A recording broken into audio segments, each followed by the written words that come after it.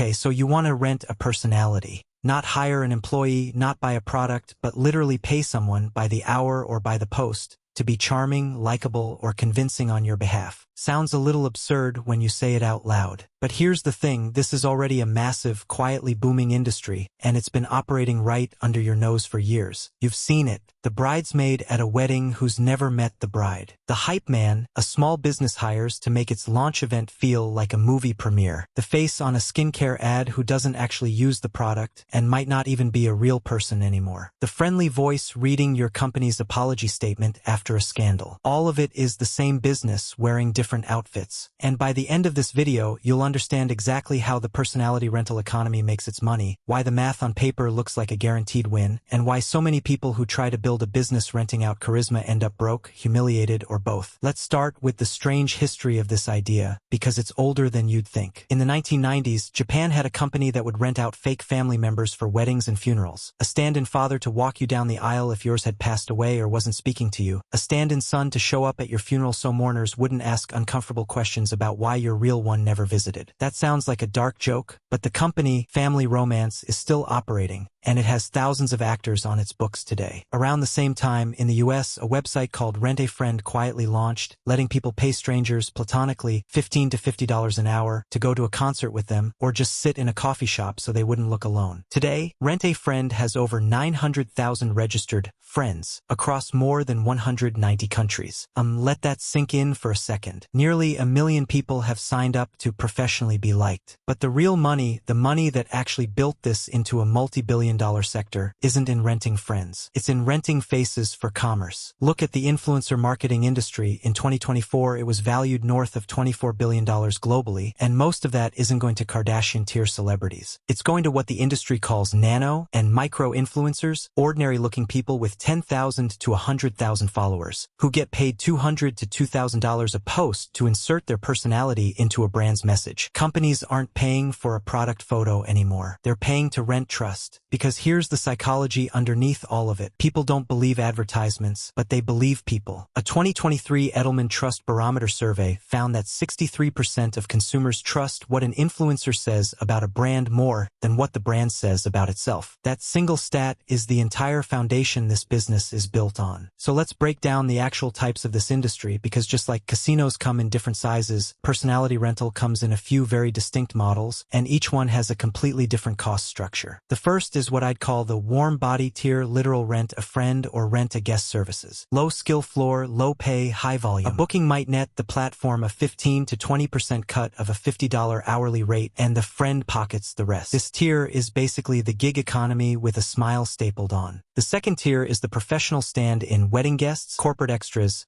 seat fillers at award shows. The third, and by far the biggest, is the influencer for hire tier, where a brand isn't renting a body, it's renting reach and credibility. Actors hired through agencies like Central Casting who get paid anywhere from $150 to $500 a day to sit in an audience and look engaged. And then there's the top tier, the one most people don't think about, and this is where real money moves. A single sponsored post from a mid-tier creator with 500,000 followers can run a brand $8,000 to $15,000. Airlines, banks, and pharmaceutical companies keep entire rosters of media-trained spokespeople on retainer, the corporate spokesperson and crisis communications personality, sometimes paying 6 figures a year, purely so that when something goes wrong, there's a warm, trustworthy human face ready to go on camera instead of a lawyer. Now here's how the money actually flows through this system, because it's not as simple as brand pays face, face gets paid. Picture it like a funnel with 3 chambers. At the top, a client, a company, an event planner, a nervous groom, puts money in because they have a problem that raw cash can't solve. You can't buy trust directly. You can only rent the appearance of it. That money drops into the second chamber, the platform or agency, which takes its cut for matching supply and demand. Think of them as the casino's house edge, except instead of skimming off blackjack hands, they're skimming off human likability. Cameo, the app where you pay celebrities for personalized videos, takes a flat 25% commission on every single booking, no negotiation. And then the final chamber is the personality itself, the person actually smiling into the camera or shaking the hand, who takes home what's left minus their own costs, because yes, being likable for a living has overhead too. Teeth whitening, wardrobe, a ring light, sometimes a manager who takes another 15 to 20% off the top.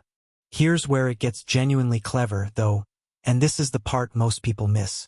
The entire system is engineered around something psychologists call the parasocial relationship, a one-sided emotional bond where you feel like you know someone who has no idea you exist.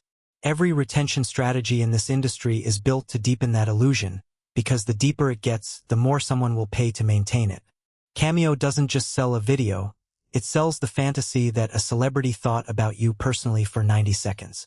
Influencers don't just post a product, they post their morning routine, their heartbreak, their authentic bad days, specifically because vulnerability is the fastest currency exchange rate into trust, and trust converts directly into sales. There's a metaphor I like for this. Think of a personality for hire like a bank issuing credit. Every genuine feeling interaction is a small loan of trust. The influencer or spokesperson is constantly borrowing against a credit line built from followers' attention, and as long as they keep making payments, showing up, staying relatable, not getting caught faking anything, that credit line keeps growing, and brands keep lending against it in the form of sponsorship checks.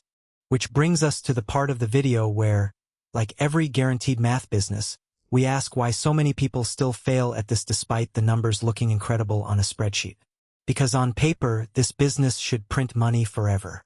A micro-influencer with 50,000 followers charging even $500 a post, doing 2 sponsored posts a week, is theoretically pulling in $50,000 a year just from their phone. So why does the data tell a different story? A 2023 study out of the Influencer Marketing Hub found that over 60% of full-time content creators earn less than $15,000 a year from their personality-based income, and nearly half quit within the first 2 years. The math works. The humans don't. The first failure point is depreciation, and I mean that literally in the accounting sense. A car loses value the moment you drive it off the lot. A rented personality loses value every single time it's perceived as inauthentic.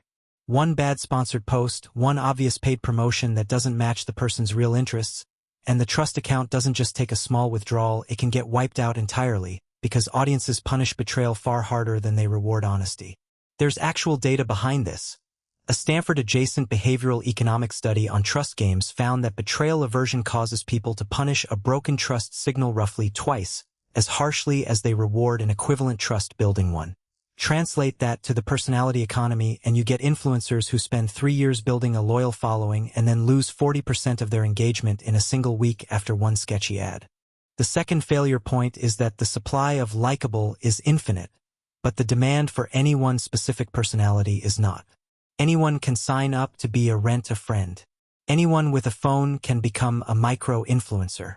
That means this business has almost zero barriers to entry, and zero barriers to entry means margins collapse fast.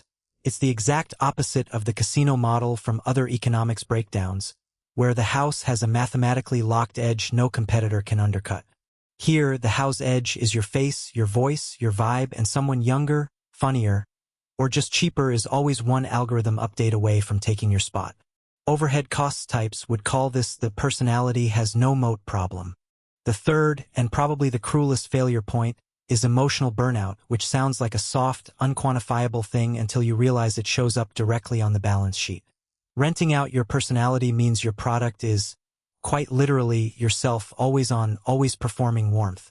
A 2022 report on creator economy mental health found that nearly 71% of full-time influencers reported symptoms consistent with burnout within 18 months of going full-time, and burnout has a nasty habit of making the exact product you're selling, approachability, energy, warmth, dry up.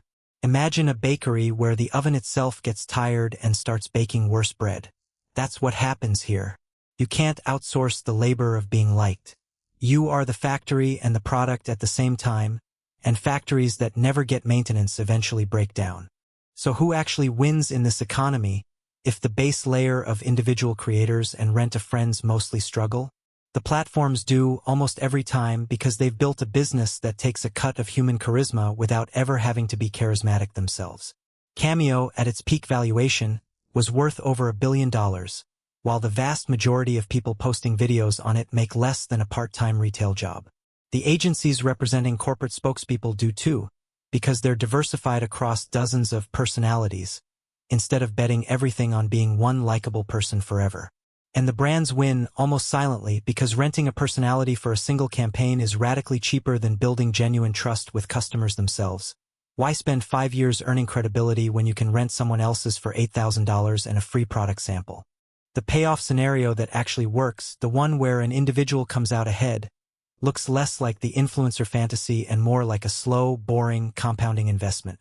The people who succeed treat their personality less like a fireworks display and more like a piece of real estate, something you develop patiently, diversify the tenants on, and never over-leverage on a single risky sponsorship. The rent a friend who turns their side gig into a stable event hosting business. The nano-influencer who resists the temptation to promote everything and, precisely because of that scarcity, keeps their trust credit line intact for a decade instead of blowing it in 18 months. The spokesperson who stays boring, consistent, and reliably human, and gets paid handsomely for exactly that unglamorous steadiness. So here's the actual answer to why a business built on guaranteed-looking math still eats most of the people who try it. It's the same reason a casino with a locked-in mathematical edge can still go bankrupt, because the edge only works at scale over huge volume with iron discipline, and one bad night or one bad post or one moment where the mask slips can undo years of careful accounting. Renting a personality isn't really a personality business at all. It's a trust business wearing a personality's clothes, and trust, unlike money, doesn't compound quietly in the background. It has to be earned in public, one interaction at a time, and it can be lost in a single afternoon. Which is probably the most human economic lesson hiding inside all of this. The thing that looks the easiest to sell is usually the hardest thing in the world to keep.